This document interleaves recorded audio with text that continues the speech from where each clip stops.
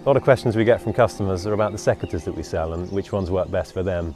And it's usually quite easy to explain the difference of them. All the Japanese secateurs we sell are really good quality. Today I'm gonna use 2 or 3 different pairs that we sell, pruning this pollarded lime tree. It's the Tilia cordata.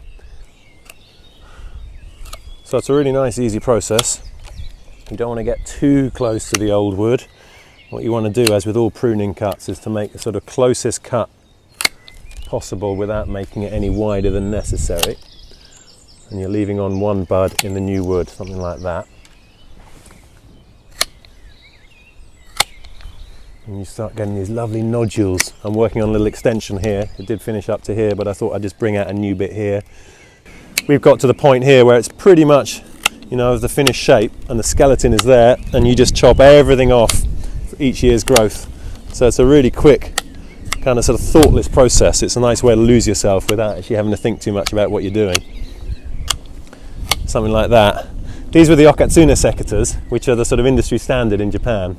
That's what most of the gardeners use as their sort of day-to-day secateurs, and they're great. They're really strong, they're really robust. They've got this lovely big clunky lock at the bottom, so none of this little sort of thumb action here at the top, which some of the Western secateurs have.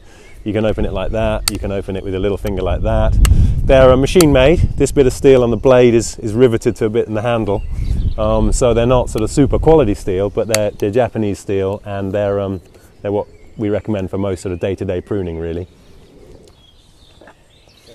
Then the Tobisho secateurs, which are the fancy red and yellow handles like this, are hand-forged secateurs. So the steel in these is different. It's blue steel, Hitachi blue paper steel, which is like the standard sort of high-quality steel used in Japan. And they're made by a family business called Tobisho, who work in Yamagata, which is up in the mountains in north Japan. And it's a lovely small little family business. Their production is quite limited. They don't make many pairs of these things, but they're lovely. It's the same kind of principle, the same design as the Okatsune secateurs, but the steel is hand forged, which means that it's one piece of steel running the whole way through the blade, really from the very tip to the toe. It's all one bit of steel, so there's no join, there's no fusion point or weak point anywhere. The steel is much better quality. It's quite brittle. The thing about Japanese steel is a lot of it is quite brittle, so you do need to be a little bit more careful with these ones than the Okatsune ones if you're going to bash them about. And basically, if you're the kind of gardener who does bash things about, if you're going to use them to open a tin of paint or something, you probably want to look at the Okatsune ones. But if you're the kind of guy who loves a nice shiny pair of secateurs, these are the ones for you. They're really nice quality, got a lovely, good sort of delicate feel to them, and you can really feel the handmade quality to them. Yeah, so Tobisho also make this amazing pair of Hiryu secateurs, which are more traditional Japanese design. They're extraordinary. They've got little features in them that no other secateur has. They've got a little inbuilt grease reservoir between the blades, so they kind of self-oil themselves.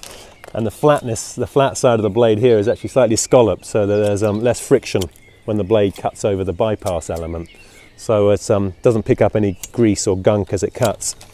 And they're quite amazing. They've got a really smooth, sort of squidgy feel to them. They're quite popular in Japan for orchard workers when they're doing their winter prune of apple trees. They're great because you can cut them over and over again without getting kind of repetitive strain in your wrists and hands. And they're lovely. There's the Tobisho Hiryu secateurs, again blue paper steel. So a really nice, good, high quality steel, all made out of one piece of metal. And there's something that the owner, Mr. Tobitsuka, the owner of Tobisho, he makes them himself kind of at the end of the day as a little sort of side project. So they're not your everyday secateurs, but they're really, really nice to use. Okay, so that's all done. This was a lime tree, Tilia cordata. It could be something like a plane tree. Further south in the Mediterranean, they'd use plane trees. It can be very, very big. It's a great way of dealing with a street tree. It's such an easy winter pruning job. In the summer, you just let it grow. It casts a dense shade. And then in the winter, you prune it back and you get this lovely, strong sort of structural shape of all the branches. And you get the knobbly bits and the nodules. And it just keeps on getting better and better. Every year, it gets more and more character. It's great.